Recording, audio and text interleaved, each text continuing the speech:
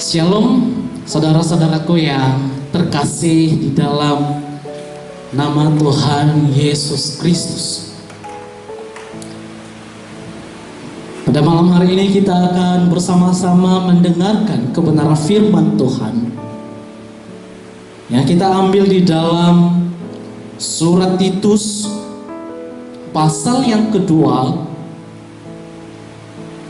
ayatnya yang ke-9 sampai dengan ayatnya yang ke-10. Surat Titus pasal yang kedua, ayat yang ayat yang 9 sampai dengan ayat yang ke-10. Demikianlah bunyi kebenaran firman Tuhan. Hamba-hamba hendaklah taat kepada tuannya dalam segala hal dan berkenan kepada mereka. Jangan membantah, jangan curang, tetapi hendaklah selalu tulus dan setia, supaya dengan demikian mereka dalam segala hal memuliakan ajaran Allah, Juru Selamat kita. Saudara-saudara yang terkasih di dalam nama Tuhan Yesus Kristus, berikut ini kita harus melihat sejarah dari perbudakan. Perbudakan pertama terjadi di Mesopotamia pada tahun 3500 sebelum Masehi. Pada waktu itu, saudara, dan mereka butuh yang namanya tenaga kerja atau manusia untuk mengurus lahan pertanian tersebut. Tentunya dalam hal perbudakan tidak enak, saudara ya. Banyak siksaan yang mereka alami untuk menjadi pekerja rodi. Disiksa supaya pekerjaan pada waktu itu cepat selesai semaksimal mungkin. Dan itu terjadi pada tahun 3500 sebelum Masehi di bangsa Mesopotamia. Saudaraku, di Indonesia juga pernah terjadi perbudakan pada masa kolonial Belanda, di mana sebagian masyarakat Indonesia diperbudak dan dipekerjakan di ladang, kebun, hingga rumah. Di sisi lain juga budak asal Indonesia dijual ke keluarga Belanda yang khususnya orang kaya, saudara, dengan harga setara 45 barel beras, dengan uang pada masa itu 200.500 rupiah. Kalau kita rupiahkan untuk saat ini, ya bisa sampai 200 juta, saudara. Saudaraku yang terkasih, bangsa Israel juga pernah mengalami yang namanya perbudakan. Ketika mereka berada di tanah Mesir, mereka diperbudak lebih dari 400 tahun. Mereka dijadikan sebagai buruh dan dipaksa sebagai pekerja rodi, saudara. Demi kemegahan Mesir, mereka disiksa, mereka dipukul, dan perbudakan ini sesuatu hal yang tidak mengenakan. Oleh sebab itu, ketika bangsa Israel keluar dari tanah perbudakan, Tuhan telah memerdekakan mereka sehingga mereka bisa menikmati tanah perjanjian Tuhan, dari disebut dengan tanah Kanaan, yakni tanah yang penuh dengan kemakmuran dan damai sejahtera. Bukankah kita juga pernah menjadi hamba dosa yang seringkali hidup di dalam kegelapan dosa karena tidak tahu akan kebenaran Allah? Tetapi sekarang kita telah dimerdekakan oleh Yesus Kristus. Kita telah dipanggil dari dosa yang begitu gelap dan dibawa ke terang-Nya yang ajaib. Saudaraku yang terkasih di dalam nama Tuhan Yesus, Sekarang kita telah menjadi hamba kebenaran, bukan? Firman Tuhan ini disampaikan kepada Titus untuk menasehati jemaat yang ada di Pulau Kreta di wilayah Yunani, saudara, agar setiap jemaat memiliki peran dan kewajiban sebagai orang tua, pemuda, dan hamba. Saudaraku yang terkasih, ada beberapa hal yang perlu kita perhatikan sebagaimana tema untuk kita hari ini, yaitu hati seorang hamba. Yang pertama, saudara, hati seorang hamba, maka ia harus siap melayani tuannya. Hamba yang melayani tuannya. Saudaraku yang terkasih, jika kita berbicara tentang konsep pelayanan, maka pelayanan itu seharusnya semua bisa terlibat di dalamnya.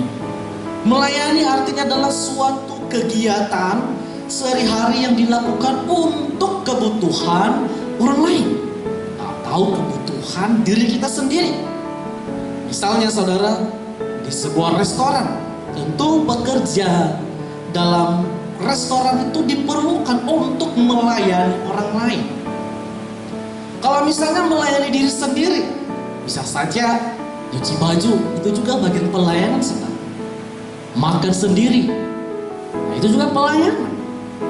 Saudaraku yang terkasih di dalam nama Tuhan Yesus Kristus, di dalam gereja bukan hamba Tuhan yang hanya melayani saudara di gereja, tetapi semua harus bisa melayani, karena itu adalah kebutuhan kita bersama. Ingat saudara, kita dipanggil oleh Tuhan dari dunia gelap menuju terangnya yang ajaib. Untuk meresponi panggilan Tuhan itu harus siap untuk melayani. Saudaraku yang terkasih di dalam nama Tuhan, seorang yang melayani, maka yang harusnya miliki adalah hati seorang hamba, yaitu hamba yang mengabdi pada tuannya. Saudaraku yang terkasih, hidup kita telah dibeli oleh darah Kristus. Jadi kita ini adalah milik Kristus. Firman Tuhan berkata, hidup yang kuhidupi bukan milikku lagi, tetapi milik Kristus yang hidup di dalam aku. Artinya adalah hidup kita ini bukan milik kita lagi saudara, tapi kepunyaan Kristus. Apa yang menjadi kepunyaan Kristus, itulah yang harus kita berikan kepada Kristus. Karena dia adalah Tuhan yang sejati dan kita adalah hambanya. Saudaraku yang terkasih di dalam nama Tuhan Yesus Kristus, sebagai anak-anak Tuhan yang telah dipanggil untuk menjadi orang-orang yang dibenarkan oleh Tuhan, perlu kita mempersiapkan diri, memberikan hati seorang hamba yang siap untuk melayani kepada tuannya. Tuhan kita adalah Tuhan. Oleh sebab itu, ketika kita telah ditebus oleh darah Kristus, maka hidup kita pun akan menjadi pribadi-pribadi yang telah dimerdekakan oleh Tuhan dan menjadi pribadi yang terus melayani Tuhan seumur hidup. Saudaraku yang terkasih di dalam nama Tuhan, seorang hamba yang melayani harus taat. Apa yang dikatakan Tuhan harus dilakukan. Karena hamba di dalam bahasa Yunani saudara, doulos, artinya budak, slave, hamba yang terikat. Hamba adalah orang yang sepenuhnya taat kepada tuannya, karena hidupnya sudah dibeli dan dirinya sepenuhnya bukan lagi haknya. Artinya adalah sebagai hamba yang mengatur hidup kita adalah Tuhan. Siapakah Tuhan kita? Yesus. Oleh sebab itu, apa yang telah difirmankan Yesus, itulah yang kita lakukan. Jangan sampai menyimpang dari apa yang sudah ditentukan oleh Tuhan. Ketika saudara dan saya menyimpang dari apa yang telah ditetapkan oleh Tuhan, maka jatuhlah di dalam dosa. Saudaraku yang terkasih di dalam nama Tuhan, seorang hamba yang melayani harus tetap taat kepada Tuhannya. Saudaraku yang terkasih, yang kedua, hati seorang hamba yaitu adalah hamba yang tulus. Ketulusan. Jika kita melakukan sesuatu, maka harus dengan hati yang tulus. Moto pelayanan kita bersama yang sering kita gunakan di gereja kita, yang terambil di dalam Kolose pasal 3 ayat 23. Firman Tuhan berkata, apapun juga yang kamu perbuat, berbuatlah dengan segenap hatimu, seperti untuk Tuhan dan bukan untuk manusia. Artinya adalah apapun itu bentuk pelayanan, lakukanlah itu dengan hati yang tulus. Itulah yang dikehendaki Allah di dalam kehidupan kita. Kita melakukan sesuatu harus tulus. Pekerjaan yang diberikan Tuhan jangan lakukan dengan terpaksa. Waduh, bekerja lagi, lah aku disuruh lagi, lah kok aku nyapu lagi, waduh aku lagi cuci piring, masa aku disuruh lagi cuci baju. Terpaksa. Saudaraku yang terkasih, lakukanlah dengan tulus, jangan dengan terpaksa. Jika engkau melakukan sesuatu pekerjaan dengan terpaksa, mungkin selesai. Tetapi ada sesuatu hal yang tersimpan di dalam hatimu, sehingga hidupmu pada hari itu tidak akan pernah bersuka cita. Karena kenapa? Dalam melakukan sesuatu tidak ada ketulusan. Yang ada adalah muram, gitu ya. Cemberut mukanya. Saudaraku yang terkasih, apapun itu pekerjaan, lakukanlah dengan tulus, jangan dengan terpaksa. Hamba yang tulus adalah hamba yang tidak sungut-sungut. Ketika dia melayani sungut-sungut, waduh ini pekerjaan kok sulit ya. Mengapa saya terus yang mengambil pekerjaan ini? Masih ada yang lain. Nah ini sungut-sungut saudara. Ketika dia bekerja, waduh saya lagi. Ini namanya egois ya. Saudaraku yang terkasih dalam nama Tuhan Yesus Kristus, hamba yang tulus, hamba yang tidak musuh-musuh, dia melakukan pekerjaan dengan setia. Apapun itu yang kamu lakukan, lakukanlah untuk Tuhan. Ingat Tuhan, bukan manusia.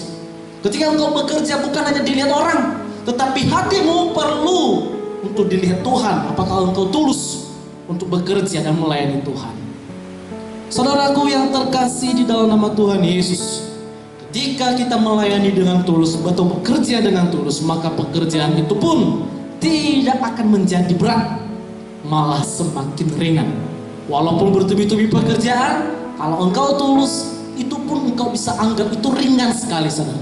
Karena kenapa? Karena engkau tulus melakukannya. Saudaraku yang terkasih, pelayanan tanpa ketulusan tidak akan pernah menjadi berkat. Yang ketiga, hati seorang hamba adalah setia. Hamba yang setia. Saudaraku, seorang hamba yang setia tidak akan pernah meninggalkan tuannya. Dimanapun tuannya pergi, seorang hamba mengikutinya. Demikian pula dengan Kristus. Kristus adalah Tuhan kita. Kita pun harus tetap setia. Dari sekarang sampai akhir hidup kita. Sampai kita bertemu Tuhan muka dengan muka. Tetap setia untuk mengiring Tuhan. Saudaraku yang terkasih di dalam nama Tuhan Yesus Kristus. Mengapa kita harus setia? Karena hidup kita telah terikat oleh Yesus Kristus. Mengikat diri kepada Kristus artinya adalah adanya suatu kesatuan antara Bapa dan Anak. Yesus adalah Bapa kita dan kita ini adalah anak-anaknya. Anak yang telah ditebus oleh darah Kristus. Oleh sebab itu, sebagaimana anak harus bisa saling berkomunikasi dengan Bapa. Apa yang dilakukan oleh Bapa itulah yang dilakukan oleh anak. Ketika Bapa menyuruh sesuatu, maka peran anak harus untuk melakukan. Misalnya saudara, di dalam sebuah keluarga, ketika orang tua kita, ayah dan ibu menyuruh kita untuk melakukan sesuatu, engkau harus setia. Karena kenapa? Dia adalah ayah, dia adalah ibu. Apalagi kita dengan Tuhan, dia adalah Bapa kita dan kita ini adalah anak-anaknya. Jadi antara kita dengan Bapa ada keterikatan, yaitu darahnya yang telah tercurah bagi penebus dosa kita. Jadi sebagai anak, ketika kita setia kepada Tuhan, Tuhan sudah menyediakan sesuatu hal yang lebih baik dalam kehidupan kita. Tuhan menjadikan kita sebagai ahli waris kerajaannya. Wow, ini sungguh luar biasa, saudaraku. Oleh sebab itu, saudara-saudaraku yang terkasih di dalam nama Tuhan, setialah kepada Tuhan. Seperti pujian mengatakan, setia dan setialah, setialah sampai mati. Artinya adalah apapun itu percobaan yang kita alami, jangan pernah menyerah. Lakukanlah dengan kesetiaan, iringlah Tuhan dengan setia. Jangan pernah menyerah. Jangan pernah berputus asa. Percayalah sepenuhnya kepada Tuhan. Ketika engkau setia kepada Tuhan, Tuhan pun senang. Tuhan pun senang, saudara. Saudaraku yang terkasih di dalam nama Tuhan Yesus Kristus, hati seorang hamba adalah hati yang siap untuk melayani, hati yang tulus untuk mengerjakan sesuatu, hati yang benar-benar setia melakukan pekerjaan yang mulia demi kemuliaan nama Tuhan. Saudaraku yang terkasih di dalam nama Tuhan, pertanyaannya adalah, maukah kita menjadi hamba yang setia? Maukah kita menjadi hamba yang tulus, siap bekerja bagi Tuhan? Maukah kita menjadi anak-anak yang siap melayani Tuhan? Milikilah ketiga hal ini: hamba yang siap melayani, hamba yang tulus, dan hamba yang setia. Ketika tiga-tiganya kita hidupi di dalam hidup kita, maka kita menjadi pribadi-pribadi yang memperkenankan hati Tuhan. Kiranya melalui kebenaran firman Tuhan ini yang telah kita dengar pada malam hari ini, senantiasa kita menjadikan diri kita menjadi pribadi yang menjadi hamba untuk Tuhan, agar hidup kita pun terus mempermuliakan nama Tuhan. Tuhan memberkati saudara. Amin. Mari kita berdoa. Terima kasih ya Tuhan Yesus untuk firman-Mu yang boleh kami belajar pada malam hari ini, bagaimana kami memiliki hati seorang hamba yang siap untuk melayani, tulus untuk bekerja, dan setia dalam mengiring Engkau. Oleh sebab itu ya Tuhan, mampukanlah kami untuk melakukan kebenaran firman-Mu, agar kami menjadi pribadi yang memuliakan Engkau sepanjang hidup kami. Terima kasih ya Tuhan, ketika kami boleh berhenti dalam menguraikan kebenaran firman Allah, tetapi Roh ya Tuhan senantiasa terus bekerja untuk mengingatkan kami di dalam kehidupan kami. Terima kasih ya Tuhan Yesus, terpujilah Engkau. Biarlah segala kemuliaan hanya bagi-Mu saja. Di dalam nama-Mu Tuhan kami telah berdoa dan mengucap syukur. Amin.